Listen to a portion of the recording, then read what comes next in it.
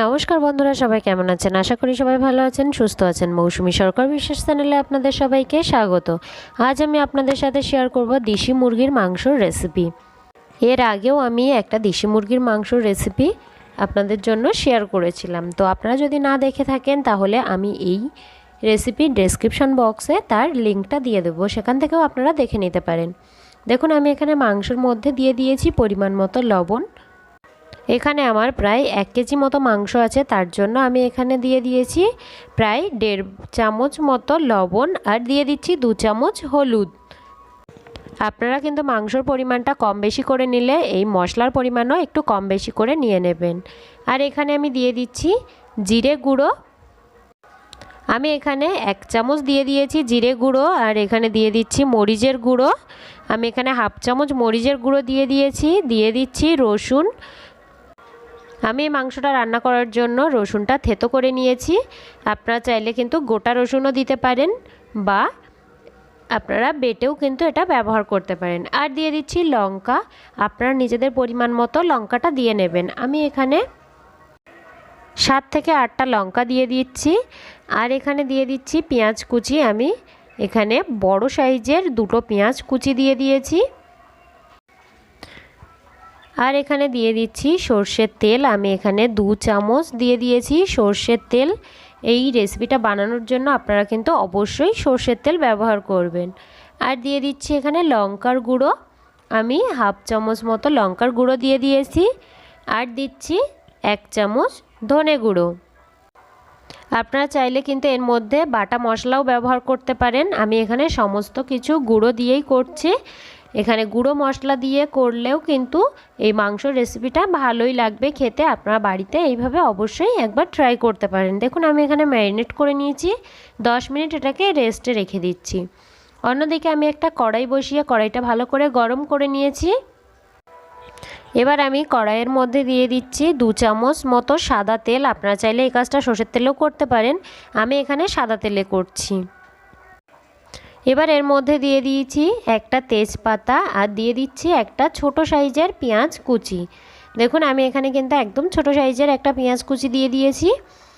আর এখানে আমি মাংসগুলো দিয়ে দিচ্ছি। যে ম্যারিনেট করে রেখেছিলাম মাংসটা, সেই মাংসটা আমরা এখানে দিয়ে দিলাম। প্রথমে মাংসটা দেওয়ার পরে আমরা কিন্তু হাই ফ্লেমে প্রায় 2 থেকে 3 মিনিট মতো রান্না করে নেব। 2 থেকে 3 মিনিট এইভাবে হাই ফ্লেমে আমি রান্না করে নিচ্ছি। দেখুন, আমি এখানে 2 থেকে 3 মিনিট হাই ফ্লেমে রান্না করে নিয়েছি। এবার আমরা এটাকে মিডিয়াম ফ্লেমে কিছুক্ষণ রান্না করে নেব। যেহেতু এটা দেশি মুরগির মাংস, তাই কিন্তু ভালো করে আমাদের একটু মাংসটাকে রান্না করে নিতে হবে। দেখুন, মাংস থেকে কিন্তু তেল বার হয়েছে। কতটা তেল বার হয়েছে আপনারা কিন্তু দেখলেই বুঝতে পারছেন।